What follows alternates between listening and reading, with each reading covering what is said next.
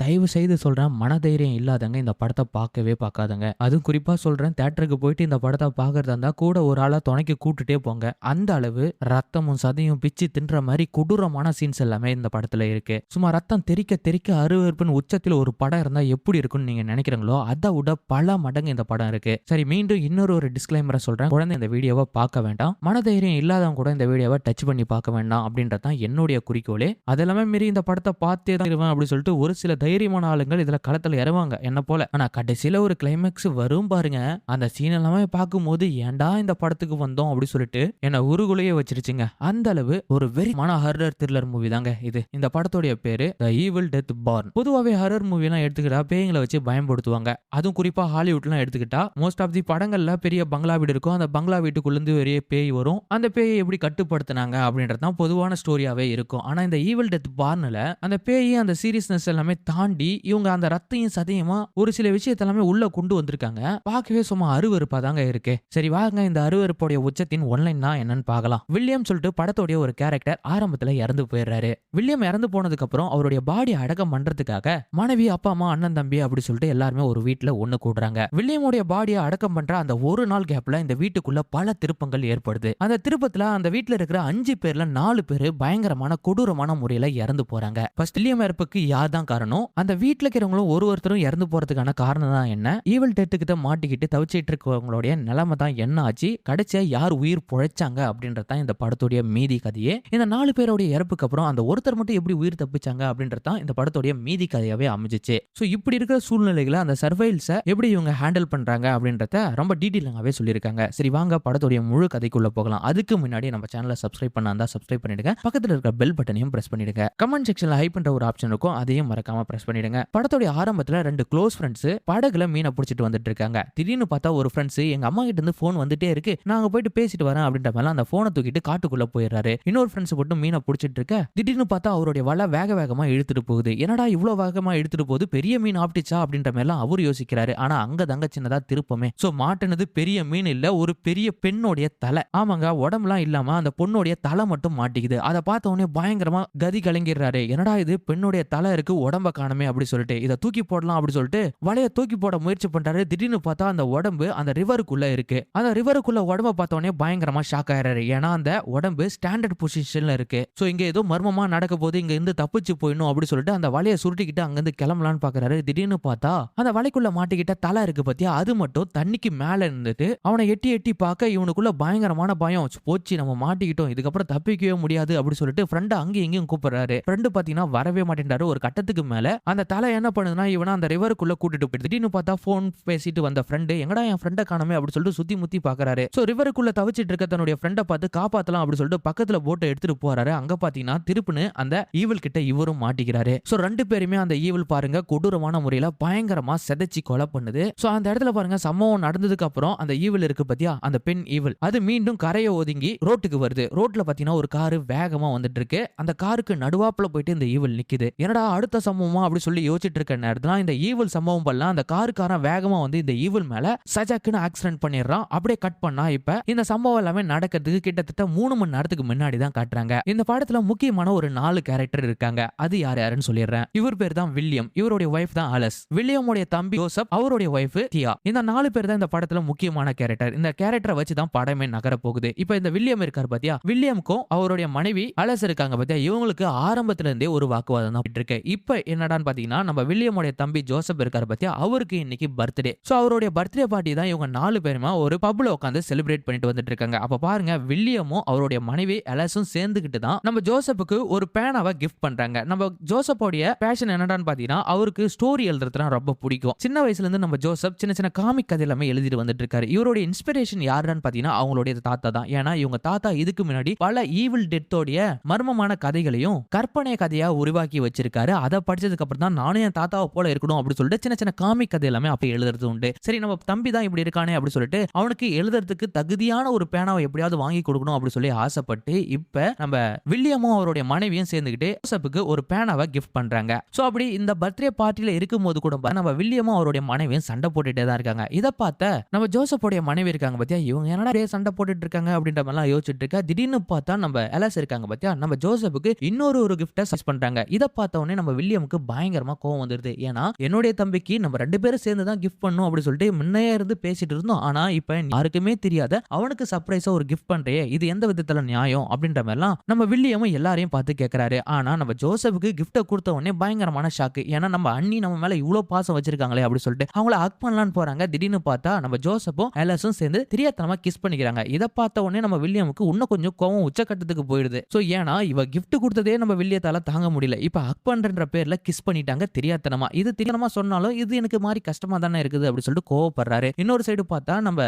ஜோசப்பும் அவருடைய மனைவியும் ரொம்ப கூலா தான் இருக்காங்க. சோ தெரியாதான் நடந்துச்சு அப்படி சொல்லிட்டு அவங்க எடுத்துருக்காங்க. ஆனா வில்லியம் அப்படி எடுத்துக்கல. சோ இவங்க எல்லாமே என்ன வெறுப்பேத்தணும் அப்படின்றதுக்காக தான் பண்றாங்க அப்படின்ற மாதிரிலாம் நினைச்சுக்கிட்டு நம்ம வில்லியம் அவருடைய மனைவி எலஸ் கூட பயங்கரமா சண்டை போட ஆரம்பிக்கிறாரு. சோ இந்த சண்டை பெரிய சண்டையா மாறி இவங்க 2 பேருமே அந்த இடத்துல பயங்கரமான வாக்குவாதம் ஏற்படுது. அந்த நேரத்துல இந்த பிரச்சனையை சமாளிக்கிறதுக்காக நம்ம வில்லியமுடைய ஒய்ஃப் எலஸ் என்ன பண்ணிடுறாங்கன்னா, எனக்கு ஒரு சிகரெட் கொடு, நான் சிகரெட் அடிக்க போறேன் அப்படின்ற மாதிரிலாம் இதை கேட்ட உடனே வில்லியம் பயங்கரமா டென்ஷன் ஆயிரு. ஏன்னா இவங்க 2 பேருமே சேர்ந்து கிட்டத்தட்ட ஒரு 3 வருஷமா கல்யாணம் ஆனதுக்கு அப்புறமும் பேபி பிளான் பண்ணிட்டு வந்துட்டு இருக்காங்க. சோ டாக்டர் என்ன சொல்லிருக்காங்கன்னா, நீ சிகரெட் அடிக்க கூடாது அப்படி சொல்லிருக்காங்க. ஆனா நான் சொல்றத பேச்சை என்னைக்கே கேட்காம நான் சொல்றத தாண்டி அவ சிகரெட் அடிக்கணும்னு சொல்றால, இது என்னுடைய கேவும் உச்சத்தட்டத்துக்கு மேல போயிட்டு இருக்கு. இந்த பர்த்டே பார்ட்டி உங்களை யாருக்கும் எனக்கு பிடிக்கல, நான் தனியா போறேன் அப்படின்ற மாதிரி நம்ம வில்லியம் என்ன பண்றாருன்னா, இவங்க கூட பயங்கரமா சண்டை போட்டு கார் எடுத்துக்கிட்டு வேக வேகமா ஒரு காட்டை நோக்கி கிளம்பி போயிடுறாரு. அப்பதான் இந்த சம்பவம் நடக்குது. அதாவது அந்த ஈவில் டெத் வந்து மெயின் ரோட்ல நிற்கும். அப்ப ஒரு கார் வரும். கார் வேகமா வந்த உடனே நம்ம ஈவில ஆக்சிடென்ட் பண்ணிடும். அதுக்கப்புறம் என்னாச்சு அப்படி சொல்லி நம்ம காட்டிருக்க மாட்டாங்க. சோ இதுதான் நடந்தது. இப்ப நம்ம வில்லியம் இருக்காரு பத்தியா, அந்த ஈவில அட்டாக் பண்ணிடுவாரு. அந்த நேரத்துல அந்த ஈவில் செத்துலாம் போகல. அந்த ஈவில் என்ன பண்ணுதுன்னா, நம்ம வில்லியத்தை அட்டாக் பண்ணி கொடூரமான முறையில அவனையும் கொலை பண்ணிடுது. சோ இங்க தாங்க இந்த படத்தோட கோர் பாயிண்டே ஸ்டார்ட் ஆகுது. அதாவது நம்ம வில்லியம் இறந்து போனதுக்கு அப்புறம் தான் இந்த ஈவிலோடைய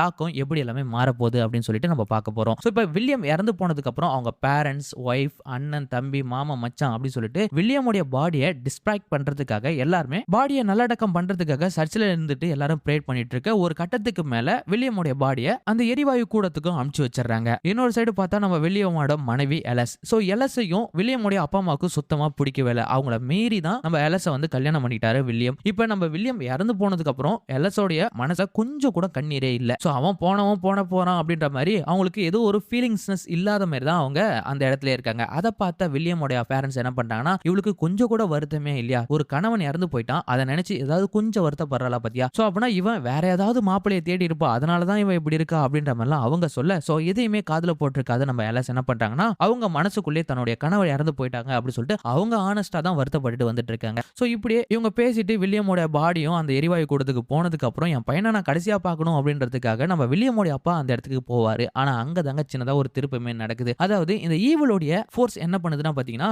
நம்ம வில்லியமோட அப்பாவை டைவர்ட் பண்ணுது. அதாவது வில்லியம் வந்து செத்து போய் அந்த சவப்பெட்டிக்குள்ள இருக்காரு. ஆனா அவருடைய உயிரோட இருக்கிற மாதிரி காட்டிட்டு அந்த பெட்டியை ஓபன் பண்ண வைக்கிறாரு. அந்த பெட்டியை ஓபன் பண்ணதான் இங்க பெரிய பிரச்சனையே. நம்ம வில்லியமோட அப்பா ஓபன் பண்ணதுக்கு அப்புறம் அந்த ஈவில் என்ன பண்ணுதுன்னா, நம்ம வில்லியமோட அப்பாவையும் அட்டாக் பண்ணிடுது. அதுக்கப்புறம் அவர் பாருங்க டோட்டலா ஒரு டெத் ஈவிலா மாறிறாரு. சோ அவர் மனசுல ஃபுல்லாவே ஒரு ஈவிலோட ஆக்டிவிட்டிஸ் மட்டும் தான் இருக்குது. ஒரு நார்மல் ஹியூமனாவே அவர் இல்ல. சோ கட் பண்ணா இப்ப வில்லியம் அடக்கம் பண்ணிட்டதுக்கு அப்புறம் இவங்க எல்லாருமே வீட்டுக்கு போறாங்க. அதாவது இவங்களுடைய பழங்கால வீடு. ரொம்ப நாளைக்கு அப்புறம் இப்பதான் இவங்க இந்த வீட்டுக்கு போறாங்க. இப்ப இந்த வீட்டுல யார் யார் இருக்கிறாங்கன்னு பாத்தீங்கன்னா, நம்ம வில்லியமுடைய அப்பா அம்மா, அதுக்கப்புறம் வில்லியமுடைய தம்பி ஜோசப், அவருடைய மனைவி தியா, அதுக்கப்புறம் வில்லியமுடைய பாட்டி ஒருத்தர் இருக்காங்க. அதுக்கப்புறம் அவங்க செல்ல நாய் இருக்கு. கிட்டத்தட்ட இந்த வீட்டுல 4-5 பேர் இருக்காங்க. இதுல நம்ம வில்லியமுடைய மனைவி எலஸும் இந்த வீட்டுல தான் இருக்காங்க. ஆனா இந்த வீட்டுக்கு வரத்துக்கும் அவங்களுக்கு சுத்தமா பிடிக்கல. சோ வில்லியமுடைய அப்பா அம்மாவும் எலஸ பத்தியும் எதுவும் பெருசா எதுவும் கண்டுக்கல. ஏன்னா என் பையனே போயிட்டான், இதுக்கப்புறம் இவ எதுக்கு, என் பையனால இவளுக்கு ஏதாவது புள்ள குட்டி இருந்தா அவளை நான் பாத்துருக்கலாம். சோ அதுக்கும் வழி இல்ல, இவ இதுக்கப்புறம் எதுவுமே தேவையில்ல அப்படின்ற மாதிரிலாம் அவளை ஒதுக்க தான் நினைக்கிறாங்க. இருந்தாலும் நம்ம ஜோசப் இருக்காரு பத்தியா, ஜோசப்பும் அவருடைய மனைவியும் இவளும் நம்மளுடைய வீட்டுல ஒருத்தி தான் அப்படின்னு சொல்லிட்டு இழுத்து பிடிச்சிட்டு தான் இருக்காங்க.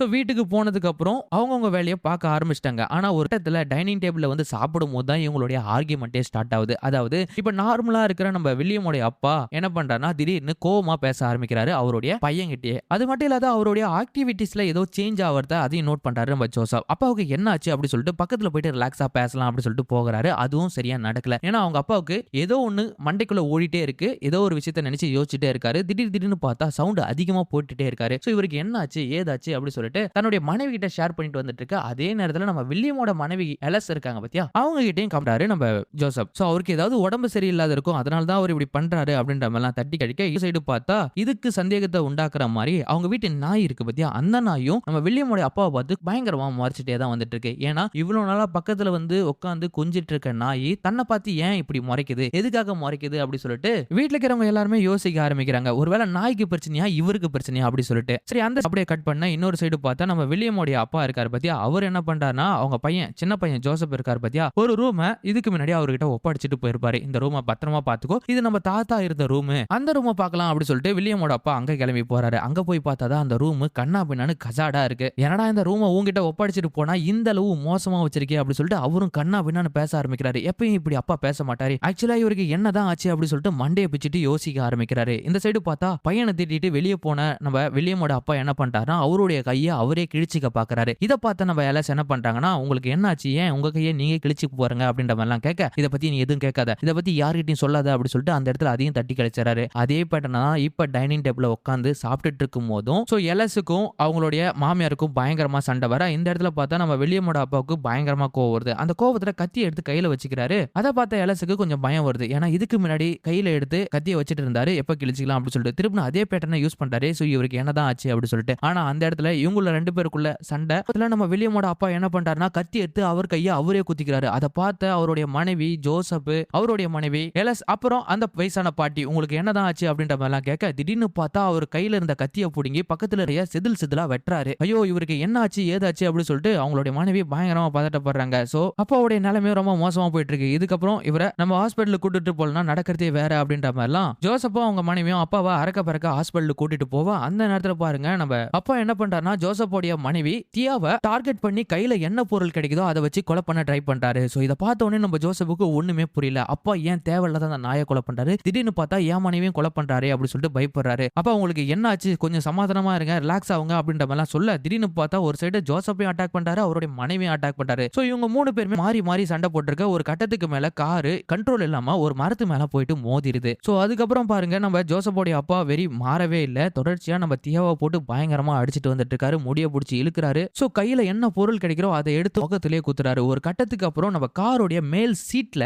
ஹெட்லாம்பரை வச்சு முகத்துல குத்தி கிழிக்கிறாரு. ஒரு சைடு பார்த்தா நம்ம ஜோசப் கையில துப்பாக்கியை வச்சுட்டு அப்பா என்னாட்டி விடலன்னா அவங்கள கொலை பண்ணிடுவேன் அப்படி சொல்லி மிரட்டிட்டு இருக்காரு. சோ தியாவும் அவரை மிரட்டாத, அவரை கொலை பண்ணு அப்படின்ற மாதிரி அவங்களும் கத்திட்டு இருக்காங்க. ஒரு கட்டத்துக்கு மேல அந்த ஹெட்லாம்பரை வச்சு முகத்துல குத்துனாரு பத்தியா, அந்த முகத்தையே ஒரு ரெண்டு துண்டா கிழிச்சு எடுத்துறாரு. இதை பார்த்து பயந்து நம்ம ஜோசப் ஒரு கட்டத்துக்கு மேல வீட்டுக்கே ஓடி போயிடுறாரு. சோ நம்ம அப்பாவுக்கு என்ன ஆச்சு அப்படி சொல்லிட்டு தெரியல அப்படி சொல்லிட்டு வீட்டுக்கு போயிட்டு அம்மா கிட்டயும் நம்ம வில்லியமோடைய மனைவி எலஸ் இருக்காங்க பத்தி அவங்க கிட்டயும் கம்ப்ளைண்ட் பண்ணிட்டு வந்துட்டு இருக்காங்க. அப்பா இந்த பொருள் நடந்துட்டாங்க. திடீர்னு பார்த்தா வீட்டுடைய கதவை யாரோ தட்டுறாங்க. யாருடா அப்படி சொல்லிட்டு கதவை ஓபன் பண்றாங்க. அந்த வயசான பாட்டி. ஓபன் பண்ணதான் தெரிய வருது நம்ம தியா அந்த ஹெட்லாம்பர், அதாவது அந்த முகத்தை கிழிச்ச அந்த இதோடய அவங்க வீட்டுக்குள்ள வராங்க. இதை பார்த்த உடனே நம்ம வில்லியமும் சரி நம்ம ஜோசப்பும் நம்ம வில்லியமோட மனைவி எலஸும் பயங்கரமா ஷாக் ஆகி நிக்கிறாங்க. சோ இங்க என்ன நடக்குது அப்படி சொல்லிட்டு. சோ அப்பதாங்க இங்க ஒரு விஷயமே புரிய வருது. அது என்னடான்னு பாத்தீங்கன்னா நம்ம வில்லியமோடைய தாத்தா இருக்காங்க பத்தியா, அவங்க ஒரு புக்கை கிரியேட் பண்ணிருக்காரு. அதாவது கற்பனை கதை. அந்த புக்குக்கு பேர் தான் ஈவில் பார்ன். சோ அந்த புக்ல முக்கியமான ஒரு 3 எழுத்து இருக்கும். அந்த 3 எழுத்தை படிச்சுட்டா இந்த வீட்டுக்குள்ள நடக்கக்கூடியாத அசம்பாவிதங்கள் நடக்கும். இதை கண்ட்ரோல் பண்றதுக்கும் அவர் ஒரு கத்தியை ரெடி பண்ணி வச்சிருக்காரு. இப்ப அந்த கத்தியை கண்டுபிடிக்கத்தான் இவங்களுடைய வேலையே. சோ அது வரைக்கும் இந்த வீட்டுக்குள்ள அந்த ஈவலை எப்படி சமாளிக்க போறாங்க, அந்த ஈவலுக்குள்ள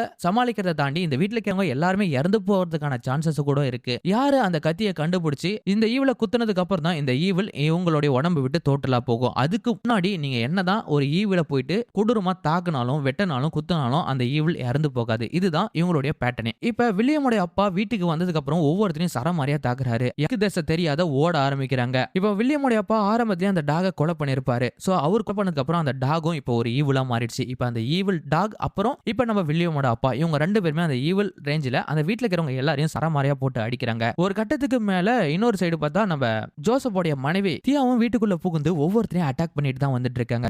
சோ ஒவ்வொருத்தர்கிட்ட இருந்து பச்சி ஓடி வந்துட்டு இருக்காங்க. ஆனா இதுக்கு ஒரு முடிவுக்கு கொண்டு வரணும்ல. இதுக்காக ஜோசப்பும் வில்லியமோட மனைவி எலாசும் என்ன பண்றாங்கன்னா தாத்தாவோட அறைக்கு போயிட்டு அந்த கத்தியை கண்டுபிடிக்கிற வேலையை பார்த்துட்டு வந்துட்டு இருக்காங்க. அந்த இடத்துலயும் பாருங்க இவங்களுடைய அராஜகம் சுத்தமா கண்ட்ரோல் பண்ணவே முடியல. சைடு பார்த்தா ஜோசப்பா அவங்க அப்பாவும் அவங்க மனைவியும் சேர்ந்து பந்தாடிட்டு வந்துட்டு இருக்காங்க. ஒரு கட்டத்துக்கு அப்புறம் கோவத்துல நம்ம ஜோசப் என்ன பண்றாருன்னா அவருடைய மனைவியை போட்டு சரமாரியா அடிக்கிறாரு. அந்த அடிக்கிற அடியில அவங்களுடைய தலை 2 துண்டா உடைஞ்சு போய் நசுங்கி போய் ஒரு மாதிரி அருவருப்பின் உச்சத்துக்கே மாறிடுது. இதை பாக்குற நம்ம வில்லியமுடைய மனைவி எல்லாம் என்ன பண்றாங்கன்னா கண்டிப்பா அந்த புத்தகத்தை கண்டுபிடிச்சு அந்த கத்தியை எடுத்து இவங்களை கொலை பண்ணாதான் இதுக்கு ஒரு முடிவு வரும் அப்படின்னு சொல்லிட்டு அவங்க அந்த கத்தியை மட்டும் போக்கஸ் பண்ணி தேடிட்டு வந்துட்டு இருக்காங்க. ஒரு சைடு பார்த்தா நம்ம ஜோசப் வந்து இவங்க எல்லாமே சமாளிச்சுட்டு வந்துட்டு இருக்காரு. சோ அந்த பாட்டியும் இப்ப அம்மாவும் மட்டும் தான் ஈவிலா மாறல, இவங்களும் அந்த ஈவல் கிட்ட மாட்டிக்கிட்டு தவிச்சிட்டு வந்துட்டு இருக்காங்க. ஒரு கட்டத்துக்கு மேல இவங்களும் ஒரு ஈவிலா மாறிட்டாங்க. சோ இப்ப வீட்டுல இருக்கிறவங்க எல்லாருமா சேர்ந்து நம்ம ஜோசப்பையும் எல்லாத்தையும் பயங்கரமா அட்டாக் பண்ணிட்டு வந்துட்டு இருக்காங்க. இவங்க அதுல இருந்து எப்படியாவது மீண்டு வரணும் அப்படின்றதுக்காக ஒவ்வொரு இடமும் தப்பிச்சு போயிட்டு இருக்காங்க. தாத்தாவுடைய ரூமுக்கு போயிட்டு அந்த கத்தி கிடைக்குதான்னு சொல்லிட்டு பார்த்துட்டு இருக்காங்க. ஆனா இங்க தாங்க சின்னதா ஒரு திருப்பு இருக்கு. இதுவரைக்கும் நம்ம எலஸ் கூட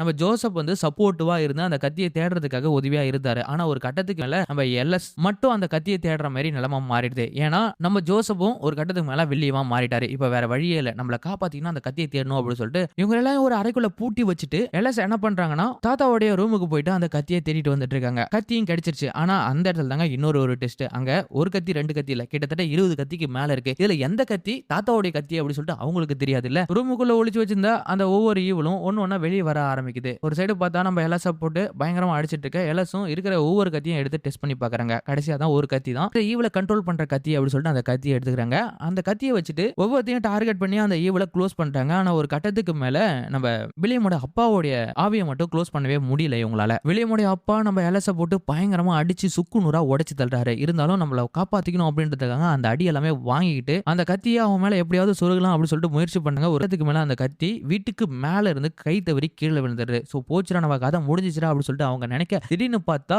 அந்த நேரம் பார்த்து நம்ம வில்லியமோட அப்பாவை எலஸ் வந்து கத்தியால குத்தா தூக்கி கீழே போட்டுறாரு. இதான்டா சான்ஸ் அப்படி சொல்லிட்டு அந்த கத்தியை எடுத்து நம்ம எலஸ் என்ன பண்றாங்கன்னா வில்லியமோட முதுகுல குத்திடுறாங்க. அதுக்கப்புறம் பாருங்க வில்லியமோட அப்பாவும் அந்த ஈவில் கிட்ட இருந்து மறைஞ்சு போயிடுறாரு. சோ எல்லா பிரச்சனையும் இதோட முடிவடைஞ்சிச்சு அப்படி சொல்லிட்டு அந்த கை கால் உடைஞ்ச ரத்த சிதையோட போயிட்டு ரோட்ல உட்கார்ந்துடுறாங்க. திடீர்னு பார்த்தா அதுக்கப்புறம் எலஸுக்கு என்ன ஆச்சு ஏதாச்சு அப்படி சொல்லிட்டு அவங்கள ரெக்கவர் பண்றாங்க. அப்பதான் நம்ம எலஸ் சொல்றாங்க ஒரு பிரச்சனை இல்ல, ஹஸ்பண்ட் ஒய்ஃபுக்குள்ள ஒரு சின்ன தகராறு, அதனால நான் கிளம்பி வந்துட்டேன் அப்படின்ற மாதிரிலாம் இங்க நடந்த விஷயத்தை எதுவுமே சொல்லாத அந்த சாப்டரே க்ளோஸ் பண்றாங்க. அதுக்கப்புறம் நம்ம எல்லாம் என்ன பண்றாங்கன்னா அங்க பக்கத்துல இருக்கிற லேடி போலீஸ் கிட்ட உங்ககிட்ட சிகரெட் இருக்குமா அப்படி சொல்லிட்டு சிகரெட்டை வாங்கி அடிச்சிட்டு அப்படின்ற மாதிரிலாம் யோசிச்சுக்கிட்டு இந்த படத்தை ஏன்னா படத்தை கேட்கும் போதே இவ்வளவு கொடூரமா இருக்குல்ல, பார்த்தா எனக்கு எப்படி இருக்கும்னு நினைச்சு பாருங்க. அந்த அளவு ரத்தமும் சதையும் செதஞ்சு போற அளவு இந்த படம் இருக்கு. சோ கண்டிப்பா சொல்றேன், யாரும் ஒரு துணை இல்லாத தியேட்டர்ல போயிட்டு பாத்துறாதுங்க இந்த படத்தை. அதோடைய கதை நான் சொன்ன விதம் உங்களுக்கு பிடிச்சிருந்தா மறக்காம ஈவில்னு சொல்லிட்டு கமெண்ட் பண்ணுங்க. சரி, நெக்ஸ்ட் வீடியோல சந்திப்போம். ஓகே.